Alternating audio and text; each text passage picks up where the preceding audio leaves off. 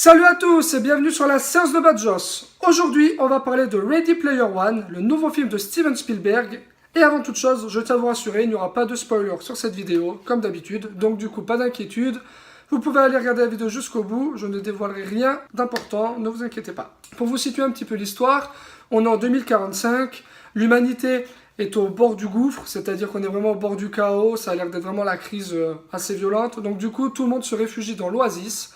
L'Oasis, c'est un univers virtuel créé par James Halliday, où dedans, chacun peut vivre un peu une seconde vie, chacun peut être ce qu'il a envie d'être, chacun peut vivre ses rêves, et voilà, c'est ça le projet de l'Oasis. James Halliday, donc le créateur, meurt, et en fait, avant de mourir, il a mis en place un petit Easter egg, comme on dit dans les jeux vidéo, c'est-à-dire une petite chasse au trésor, et celui qui arrive à trouver 3 clés se verra donc devenir le maître de l'Oasis et remporte une somme, je crois, de 500 milliards de dollars, quelque chose comme ça. Donc, très intéressant.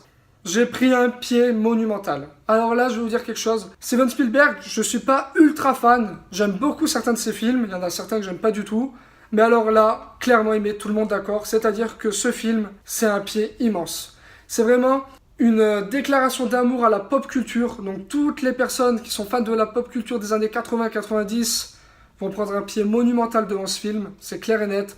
On a plein de petits clins d'œil d'apparitions au cinéma, de jeux vidéo. Certains sont plus visibles que d'autres, donc c'est assez intéressant de les chercher pendant le film. Mais c'est vraiment incroyable. Vraiment, ce que Spielberg a réalisé à 71 ans, ce qu'il vient de faire là, c'est extraordinaire, c'est vraiment génial. Et ça montre que c'est quand même Spielberg, c'est quand même le maître. Voilà. Comme moi, on peut être un peu divisé sur certains de ses films, mais la chose qui ne divise pas et qui est claire, c'est que c'est le maître. Après, on peut être d'accord, on peut aimer certains films ou pas, mais c'est le maître. Voilà. Dans le film, il y a bien évidemment beaucoup aussi de musique de la pop culture. Donc il y a aussi une BO qui est fantastique, qui est faite par Alan Silvestri, qui est vraiment génial, vraiment super BO dans le film. Ça nous met vraiment dans une ambiance un petit peu nostalgique, mais pas vraiment, parce que le film ne se veut pas nostalgique. Donc du coup, ça nous met une petite nostalgie, mais voilà, le film n'est pas là pour dire c'était mieux ce qu'on faisait avant. C'est pas du tout ce que le film veut montrer, c'est ça qui est très malin et c'est très intelligemment fait. Techniquement, c'est splendide. La mise en scène de Spielberg, elle est incroyable. On a des plans qui sont vraiment fabuleux. Visuellement, c'est vraiment génial. On est dans du Avatar, comme dans le film Avatar. Visuellement, c'est splendide. C'est incroyable. Vraiment, on prend une claque pendant 2h20 visuellement. C'est incroyable. Le casting est très bon. C'est vraiment... voilà, ce que Spielberg fait de très fort là-dedans, c'est qu'il nous emporte totalement dans l'univers de l'Oasis. Et puis, franchement, on veut tous aller dans l'Oasis. C'est féerique, c'est splendide. Il n'y aura même pas il n'y a pas assez de superlatifs pour décrire cet univers qui est juste époustouflant. Époustouflant, c'est incroyable. Il y a des scènes qui hérissent les poils. Il y a des moments où... Après, ça dépendra forcément de la sensibilité de chacun. Mais moi, il y a certaines scènes sur des personnages dont je suis fan de pop culture. Et je suis fan de certains personnages de pop culture. Quand j'ai vu, j'ai dit, mais...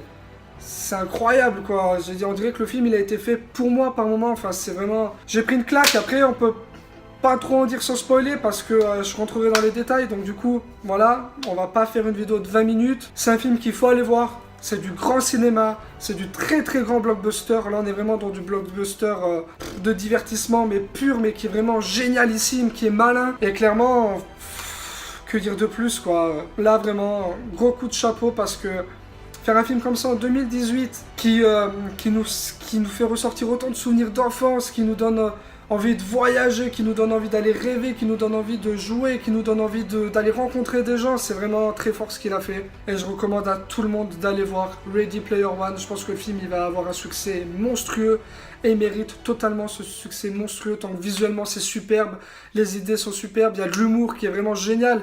Je parlais de l'humour sur la dernière vidéo sur Pacific Rim. Mais là, voilà de l'humour qui fonctionne. C'est génial. Franchement, c'est génial. Et une chose qui est géniale, qui est vraiment incroyable, c'est que je pense qu'on a là la meilleure adaptation jeu vidéo au cinéma. C'est-à-dire que voilà, c'est pas une adaptation d'un jeu vidéo, parce que Ready Player One, ce n'est pas un jeu vidéo, mais c'est la meilleure adaptation de l'univers jeu vidéo au cinéma. Ben voilà, je pense qu'on l'a là. On a eu Tomb Raider il y a 2 semaines. Voilà, on n'en parle plus. Donc moi, ça va être simple. J'ai vécu un véritable petit fantasme devant ce film et je mets la note de 5 sur 5. C'est logique, c'est parfait, c'est génial. Et j'ai qu'une seule chose à vous dire, moi là, je me casse dans l'Oasis et batte au revoir.